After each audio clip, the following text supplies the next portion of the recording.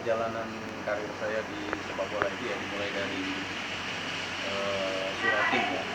Suratin di tahun 85, 86 Suratin.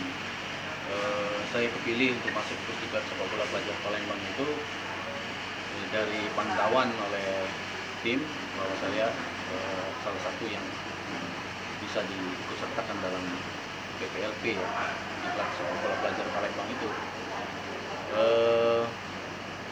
Setelah dari Suratin itu ya kita berkumpul di Palembang untuk melakukan semacam training jangka panjang lah ya untuk pembinaan di Palembang. Waktu itu Babel itu bagian dari Sumsel ya.